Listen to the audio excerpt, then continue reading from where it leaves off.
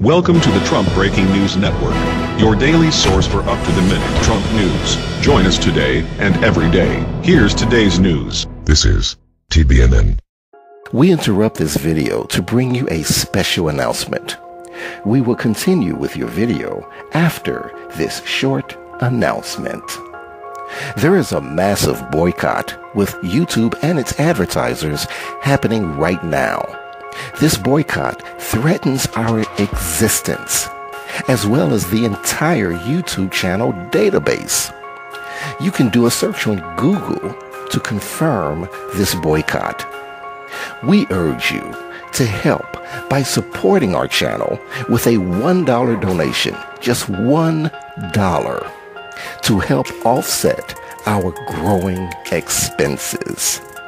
Our staff is working diligently to keep you informed and up to date on events and intel that you have grown accustomed to receiving.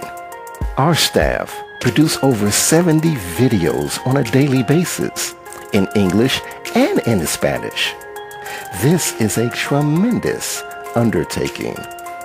This is why we use a computerized voice, because of the massive amount of information we provide for you. We accept PayPal donations, and our donation link is below in our description. When the boycott is over, we'll let you know. This is a serious situation for YouTube and its advertisers. If you appreciate our channel and the intel that we provide for you, then please consider this much-needed $1 donation. I want to personally thank you in advance for your support. Victory of the light. And now, here is your scheduled video. Has Trump lost control of the Pentagon? By Tyler Durden. The Pentagon's more aggressive military approach. Here is a short timeline of the Pentagon taking the presidential commander-in-chief power from Trump. The ultimatums came on March 1. On March 1, 2017, The Atlantic's article "Trump and the Generals" announced that Trump's military leaders increasingly sound like they're working for a different president altogether. They complained about the lack of funding, even after Trump pledged to give them additional $54 billion that were cut from the budget of non-military agencies. Right after the budget announcement, it became immediately obvious that the Pentagon considered this sum to be ridiculously small for their ambitions. They also balked at Trump's election promise to fire many of Obama's generals. One of those generals openly voicing their opposition to Trump's policies is General Tony Thomas of U.S. Special Operations Command. He reportedly said that he wanted Americans to understand those elite counterterrorism operations are occurring nightly. Meaning that they not just need more money, but more independence to operate. As per The Atlantic, the generals don't much like to talk about winning against terrorism. They understand and tell the public and Congress that the United States is in a 10, 30, 100-year battle against a multi-generational ideological war of ideas that goes far beyond the military battlefield. The article links to the Center for a New American Security's publication, Virtual Caliphate: Defeating ISIL on the Physical Battlefield is Not Enough. The same article in The Atlantic also went on listing some other problems that the generals had with Trump. Over and over, Trump has heard his generals, then gone to the microphone or Twitter and ignored them, a pattern he began on the campaign trail. In September, Trump said he'd likely place new generals in charge of the ISIS war and that the ones in charge had been embarrassing under Obama, who he said had marginalized them. They complained about his unpredictability and even threatened that some of them will resign in protests. In the next few months, Trump will either order a way forward against ISIS that U.S. military leaders offer up, and likely is not much different from the war underway, or he'll order some radical departure from what he's offered this week, which may require that some generals resign their commissions. Either he'll slash money from the State Department and pull back America's diplomatic and development presence abroad, including money related to counterterrorism, or he'll expand it to help end this fight and prevent further conflict, as so many generals have suggested. Either he'll tone down the anti-Muslim rhetoric, like McMaster wants, or he'll keep it up. Either he'll proclaim to the world the importance of a free and adversarial press to democracy, exemplified nowhere better than in America, or he won't. Americans can pick their own metric, but one place to watch is Eastern Europe. In the last year, former President Barack Obama and NATO moved thousands of American troops to Russia's border, with more tanks, aircraft, ships, and missiles. If Trump really wants to make nice with Putin, he could pull all of that back, or cut the U.S. nuclear arsenal. What the generals say matters, and what Trump says about them and their advice is confusing. If that sounded like an ultimatum, it was, because it was accompanied with an open threat of disobedience delivered via the Daily Beast. On the same day, March 1st, the Daily Beast published an article written by Kimberly Dozier, "Generals May Launch New ISIS Raids Without Trump's OK." This article was published with updates and comments from Central Command, with the following statements. The White House is considering delegating more authority to the Pentagon. President Donald Trump has signaled that he wants his Defense Secretary, retired Marine General Jim Mattis, to have a freer hand to launch time-sensitive missions quickly, ending what U.S. officials say could be a long approval process under President Barack Obama that critics claimed stalled some missions by hours or days. As you have noticed, the link to 2016 material titled Call of Duty, the secret movement to draft General James Mattis for president. General James Mattis doesn't necessarily want to be president, but that's not stopping a group of billionaire donors from hatching a plan to get him there. It's reminded us that Jim Mattis was endorsed by some anonymous group of conservative billionaires to run in the presidential race to confront Donald Trump. Mattis, who is also nicknamed the Warrior Monk for his contemplative devotion to the military arts, would be a fallback option for anti-Trump forces. Now, this anti-Trump force man has taken an unelected position of the Secretary of Defense. Let's keep this very important detail in mind. The article says that the Pentagon may start launching operations without the presidential approval in areas outside of the declared war zones. In declared war zones, U.S. commanders have the authority to make such calls, but outside such war zones, it can take permissions all the way up to the Oval Office to launch a drone strike or a special operations team. Despite the controversy, Trump has signaled that he wants to operate more like the CEO he was in the private sector in such matters, and delegate even more power to Mattis, which may mean rewriting one of President Barack Obama's classified presidential policy directives on potentially lethal operations in countries where the U.S. is not officially involved in combat. Trump officials believe loosening the permissions process can help turn up the heat against ISIS, and counter-terrorist-focused agencies like the military's Joint Special Operations Command, JSOC, are lining up new targets in anticipation of more numerous and more rapid approvals. The new model of command is pre-delegating authority to Mattis. That authority could be pushed much further down the chain of command, all the way down to the three-star general who runs JSOC. The result will be the elite force will be able to move into action, informing the national security apparatus of the operation but not having to wait for permission. Cutting through this heavy bureaucratic American doublespeak, the White House will be informed, but would have no commanding authority over the U.S. military. News in brief.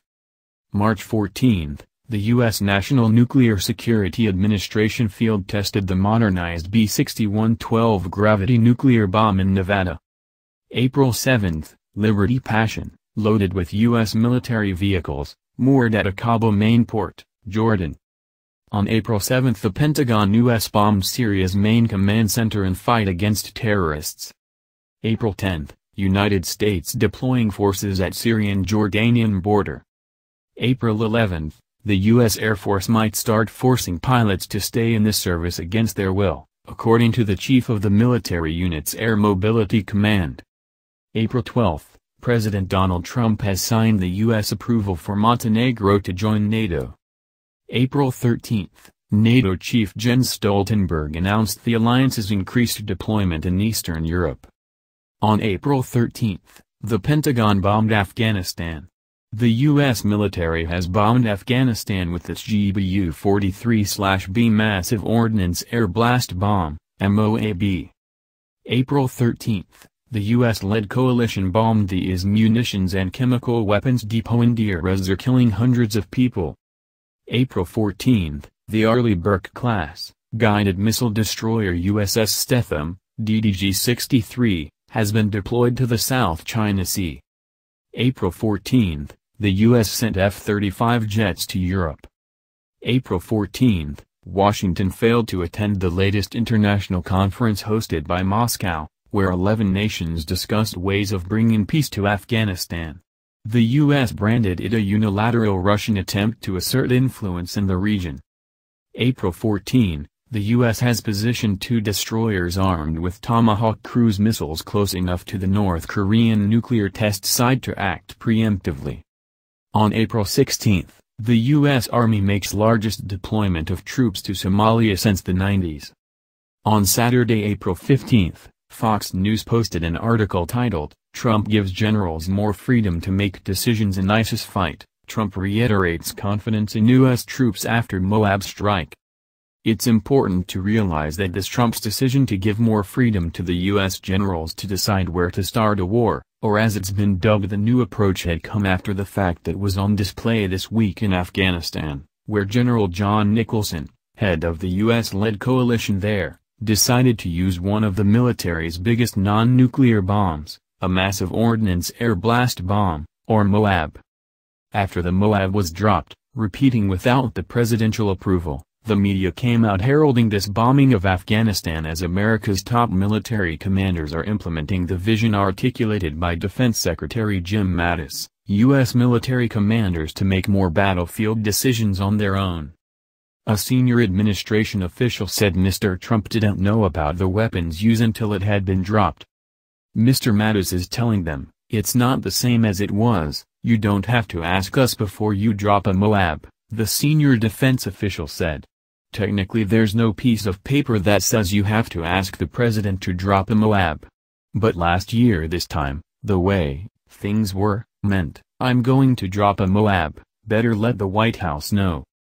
There's nothing formal, but it is beginning to take shape, a senior U.S. defense official said Friday. There is a sense among these commanders that they are able to do a bit more, and so they are.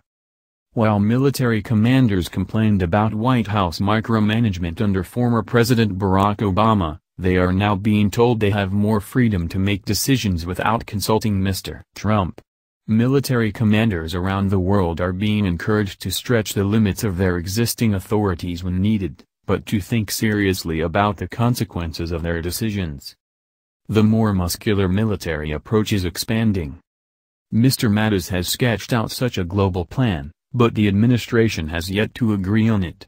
While the political debate continues, the military is being encouraged to take more aggressive steps around the world.